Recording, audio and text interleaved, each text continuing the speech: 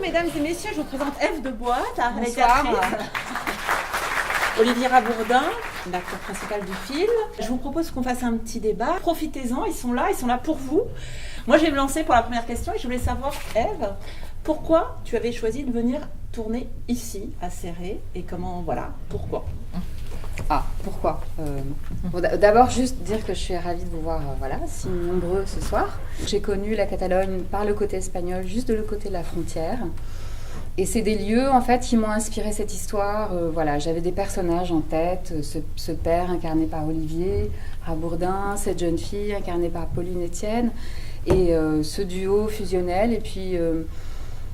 j'ai eu envie de les ancrer dans ce paysage-là, cette nature, le vent, la chaleur, les contrastes forts, ombre, lumière. C'était des choses que je voulais beaucoup pour les images du film et pour cette nature comme ça dans la région qui, moi, me semble toujours particulièrement touchante parce qu'elle est passionnée, un peu comme les personnages que j'ai imaginés. C'est une nature très vivante, très en mouvement.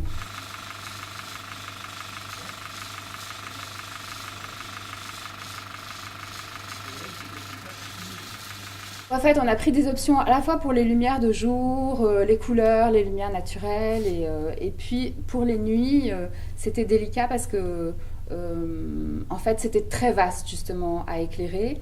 Et le principe général, puisque votre question est un peu technique, effectivement, c'est un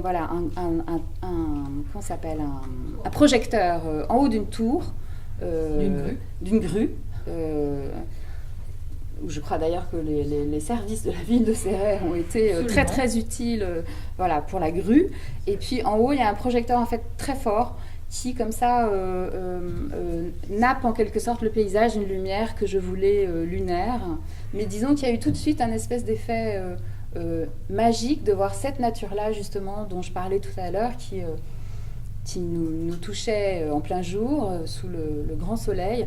Là, dans la nuit, il y avait quelque chose de l'ordre du conte tout de suite qui opérait, et en fait du coup des choses que j'avais moi voulu déjà dans le scénario, comme le fait que par exemple ce père soit un peu et quelque chose d'un ogre touchant quand il s'endort, quand sa femme, vous voyez, je fais moi-même le lapsus, quand sa fille qui joue un peu le rôle de sa femme, l'aide à s'allonger comme ça sur le canapé.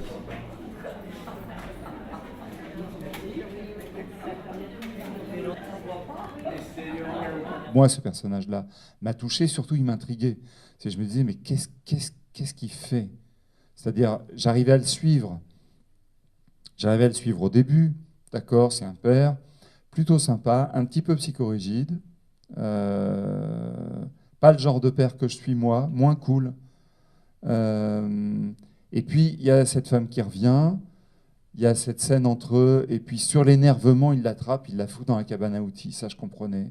Il y a un moment où il lui ouvre pas, et je dis non, mais là, il a un pet quand même. Et justement, c'est là que ça m'intéressait, c'est-à-dire de me dire, le seul moyen de savoir, de comprendre humainement, c'est de le faire. Et c'est, au fond, ça rejoint le théâtre, parce que c'est un truc formidable que disait Jean Vilar. Il disait, on joue parce qu'on n'y comprend rien en pièce. On joue pour comprendre. Il m'a demandé pourquoi j'ai accepté, à cause de cette histoire-là, de ce personnage-là. Et ensuite, j'ai rencontré Ève, et aussi à cause de la rencontre avec Ève. J'ai accepté la manière dont on s'est parlé un jour dans un bistrot.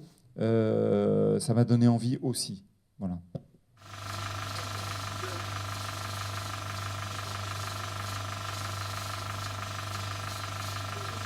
Ce chalet donc, que nous avons brûlé, où ils vivent, enfin nous on l'appelle le chalet, cette petite maison en bois de leur vie quotidienne comme ça depuis des années. Le fait de le brûler, en réalité on ne savait pas à l'avance ce que ça allait donner, si vous voulez. Et donc moi j'ai découvert, comme on travaillait beaucoup, on enchaînait les journées de tournage, et effectivement moi je ne pouvais pas m'arrêter pour venir voir brûler les lieux. J'étais en tournage ailleurs, à la rivière, je filmais la baignade, et donc quand je suis revenue dans la nuit un soir de tournage, après une journée de tournage, j'ai découvert, en fait une tramontane s'était levée pendant que les pompiers faisaient brûler la maison. Et donc, ils avaient dû interrompre l'incendie. Mais ce qui, justement, était superbe, c'est qu'il restait vraiment les traces de leur vie quotidienne. Et ce que nous avons filmé, qui n'est pas truqué, donc c'est vraiment les vestiges d'un incendie. Tout était calciné, mais il restait ces objets qu'eux avaient touchés, les verres, les choses qu'ils avaient utilisées, mais qui étaient craquelés. Enfin voilà, moi j'ai découvert tout ça dans la nuit avec ma lampe de poche, et puis dès le lendemain, on a tourné dans ces lieux. Donc c'était comme un nouveau décor qui vous est donné, imposé, offert. C'est un mélange de choses. Et forcément, c'était la fin du tournage, puisque c'était brûlé. C'était forcément la fin. Et donc tout ça a créé, voilà, je pense pour nous, une forme aussi d'émotion, et que je recherchais aussi, voilà, pour travailler sur le deuil de quelque chose, en fait.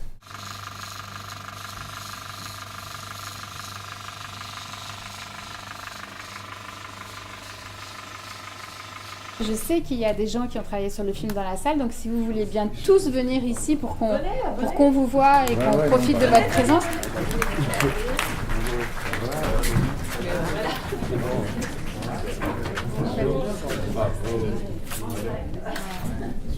Moi, j'ai appris juste une information, c'est pas la tramontane, c'est le vent d'Espagne qui nous a obligés à arrêter le feu, puisqu'il menaçait la vraie pépinière de la vraie vie.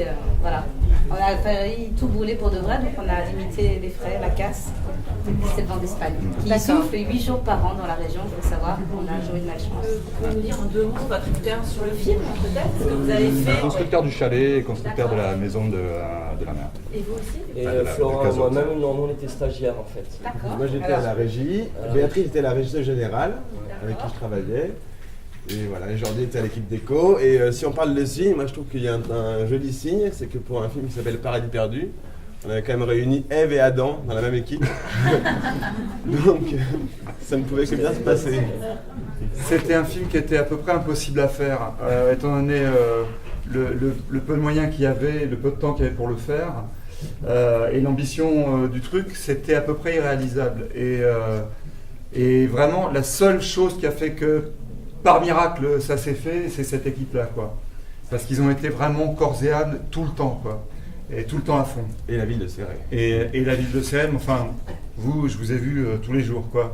Voilà.